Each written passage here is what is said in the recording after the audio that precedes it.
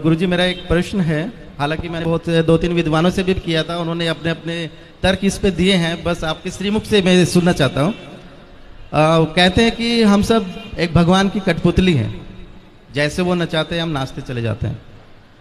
तो जो हम कर्म करते हैं, चाहे वो अच्छे कर्म कर रहे हो या बुरे कर्म करते हैं, उसमें भी भगवान की इच्छा होगी जिससे हम वो कर्म कर रहे हैं। तो जब हम कोई कब बुरा कर्म करते हैं तो उसका दंड हमें क्यों मिलता है सर? मेरा ये प्रश्न है। बहुत सुंदर प्रश्न है इनका, बड़ा गहरा है, बड़ा अच्छा सवाल है। बहुत कम लोग प्रश्न करते हैं ऐसा, आपने प्रश्न किया है, उत्तर दे रहे हैं। सारे काम भगवान करते हैं, कहते हैं ईश्वर की मर्जी के बिना पत्ता भी नहीं हिलता।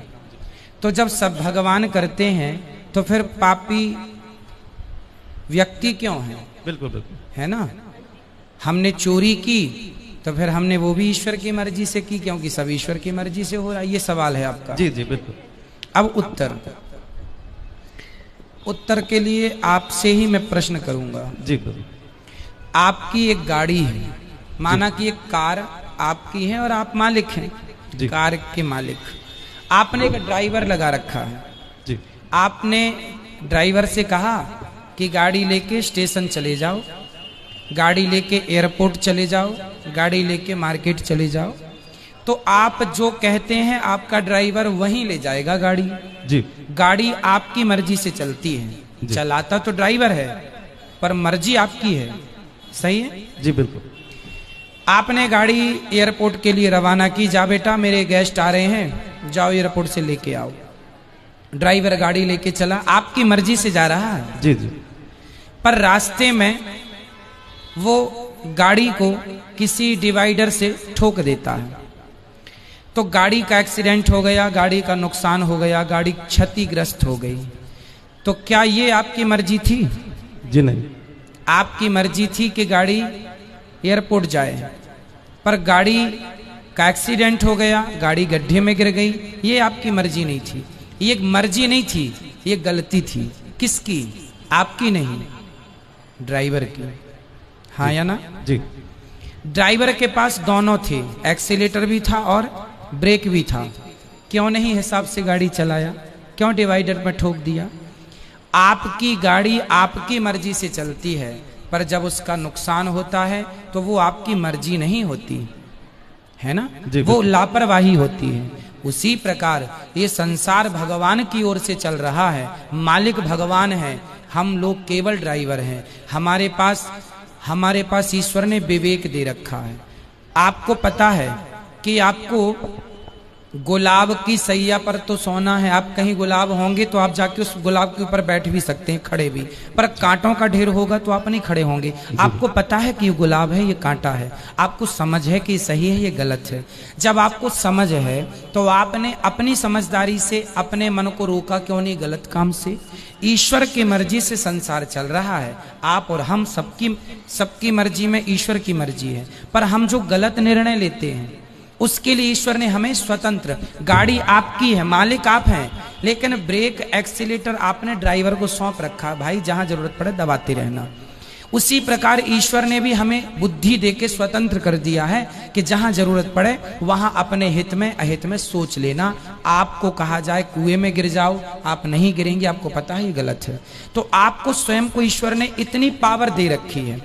मालिक तो आप हैं गाड़ी के, लेकिन कुछ पावर ड्राइवर के पास भी है ना, ब्रेक एक्सीलेटर। उसी प्रकार संसार ईश्वर का है, संसार ईश्वर की मर्जी से चलता है। पर जब आप गलत करते हैं तो वो ईश्वर की मर्जी नहीं होती, वो आपके मन की गलती होती है। आपने अपने मन को नियंत्रित क्यों नहीं किया? ड्राइवर ने गाड़ी को क्यों नहीं नियंत्रित किया? अब नुकसान हुआ है तो वो ड्राइवर को भी चोट लगेगी, मालिक को चोट नहीं लगेगी।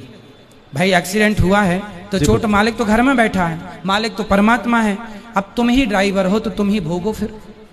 तो अपने अपने किए का दंड, ईश्वर की मर्जी से संसार चलता है, पर उन्होंने हमें सही गलत की सोच दे रखी है। सही गलत क्या है वो पहचान दे रखी है। अब आप गलत करें तो इसमें दोषी ईश्वर कैसे हो सकता है? जी गुरुजी, लेकिन मेरा एक थोड़ा सा डाउट है गुरुजी। जी। हमने रामायण सीरियल देखा है टीवी में, ठीक है। उसमें ये दिखाया गया था कि जब राम जी लंका को जीत लेते हैं और माता सीता जी जब अग्नि परीक्षा देती हैं उसके बाद में राजा दशरथ जी आसमान में प्रकट होते हैं, बिल्कुल। और वो राम जी को बोलते हैं कि मुझे तुम पर बहुत गर्व है, मैं तुमसे बहुत खुश हूँ। तो भगवान राम वहां पे उनसे एक चीज मांगते हैं कि आप मुझे एक वचन दे दो कि आप जो है माता कैकेयी को क्षमा कर दो, उनकी इसमें कोई गलती नहीं। लेकिन वो जो आप बता रहे हैं कि एक विवेक और जो बुद्धि जो दे रखी है वो भगवान ने सभी को दे रखी है, वो माता कैकेयी को भी दे रखी थी। ठीक है। लेकिन उन्होंने गलत निर्णय लिया, लेकिन भगवान ने उनको क्षमा कर दिया। तो मैं ये कहना चाह रहा हूँ कि जब भगवान उनको क्षमा कर सकते हैं तो हम लोगों को क्यों नहीं क्षमा कर? हाँ, करते हैं, आपको भी करते हैं, हमें भी करते हैं। कब करेंगे? जब शरण में कैकेयी माँ चित्रकूट जब आई थी ना, तो उन्होंने क्षमा मांग ली थी राम जी से, आत्मसमर्पण कर दिया था, बेटा अपराध हो गया, राम यदि तुमने मुझे माफ कर दिया तो वचन दो कि अगली बार तुम मेरे पुत्र बन के आओगे। वही कैकेयी माता देवकी बनी और फिर उनके गर्भ से श्री कृष्ण प्रकट हुए।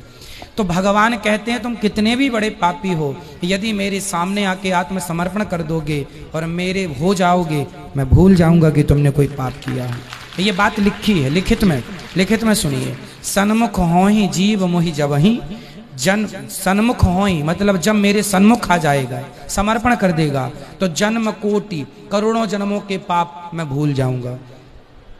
ये लिखा है।